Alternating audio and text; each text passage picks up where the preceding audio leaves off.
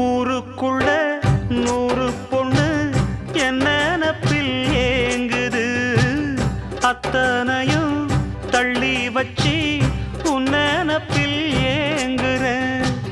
காசு பணம் சீர்வரிச கேட்கவில்லை நானடி, ஆசைப்பட்ட பாவத்துக்கு அள்ளி தர்பார் ஏனடி.